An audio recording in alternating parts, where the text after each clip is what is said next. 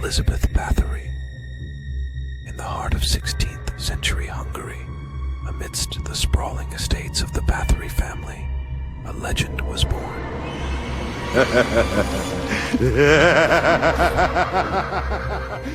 Elizabeth Bathory, the woman who would become infamous as the Blood Countess, entered the world on a stormy August night in 1560. From her earliest years, Elizabeth was marked by privilege and tragedy. Her family, the Bathorys, were among the most powerful and influential in the region, ruling over vast lands and commanding great respect. But beneath the facade of wealth and power, darkness lurked. Tales whispered of her father, George Bathory, a brutal man whose temper was as legendary as his cruelty. Elizabeth's childhood was shaped by his relentless demands for perfection and discipline. Her mother, Anna, was a devout woman, torn between her duty to her husband and her love for her children. It was within this turbulent family dynamic that Elizabeth grew, learning early on the harsh lessons of power and control. From a young age, Elizabeth displayed a sharp intellect and a fierce determination. She excelled in her studies, mastering multiple languages and showing a talent for diplomacy. Yet, behind closed doors, Elizabeth's upbringing was fraught with turmoil. Her father's violent outbursts cast a shadow over the Bathory household, leaving a lasting impression on his impressionable daughter. As Elizabeth matured into a young woman, her beauty became the talk of the court. With long, flowing locks of raven hair and eyes as blue as the summer sky, she captured the attention of many noble suitors.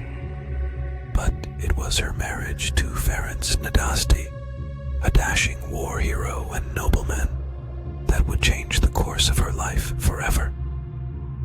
Ferenc Nadasti was everything Elizabeth could have hoped for in a husband: brave, charismatic, and fiercely loyal. Their union in 1575 was celebrated throughout Hungary, marking the merging of two powerful families. For Elizabeth, marriage brought newfound freedom and influence.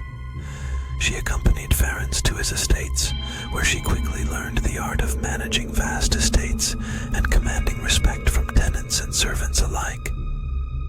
But it was during Ferenc's frequent absences on military campaigns that Elizabeth's darker tendencies began to emerge. Isolated in the sprawling castle of Kaktais, she became increasingly obsessed with maintaining her youth and beauty. Rumors whispered of her fascination with dark arts and alchemy, seeking potions and elixirs rumored to preserve her youth. The death of Ferenc Nadasti in 1604 marked a turning point in Elizabeth's life. Bereft and consumed by grief, she retreated further into her secluded world. With her children grown and her husband gone, Elizabeth's grip on reality began to slip. Some say it was during this period of mourning that she first entertained the notion of eternal youth, a quest that would ultimately lead to her downfall. Driven by a desperate desire to preserve her beauty, Elizabeth turned to increasingly macabre practices. Servants whispered of strange rituals and midnight rites conducted within the walls of Cactus Castle. It was during this time that stories of missing girls and mysterious deaths began to spread throughout the region. By 1610, the rumors swirling around Elizabeth Bathory could no longer be ignored.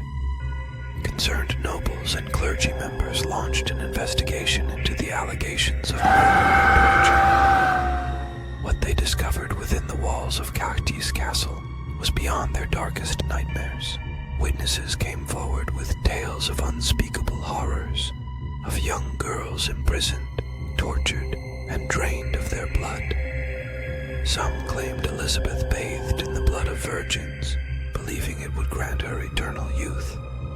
The evidence against her was overwhelming, and in 1611, Elizabeth Bathory was arrested and placed on trial. The trial of Elizabeth Bathory sent shockwaves throughout Europe. Despite her noble birth, she was not spared from justice. Found guilty of countless atrocities, Elizabeth was sentenced to life imprisonment within the confines of her own castle.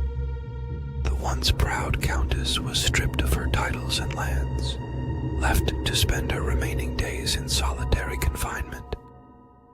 The legacy of Elizabeth Bathory continues to captivate and horrify to this day.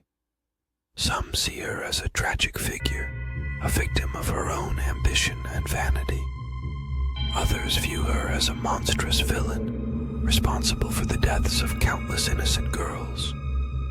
The truth, as always, lies somewhere in between, a complex tapestry of power, privilege, and unchecked obsession. In the centuries since her death, Elizabeth Bathory has become a figure of myth and legend. Her story has inspired countless works of literature, art, and film, each offering a different interpretation of her life and crimes. Thank you for joining us on this unforgettable adventure from the Blood Countess Elizabeth Bathory life. Like, comment, and subscribe to our channel for more captivating stories.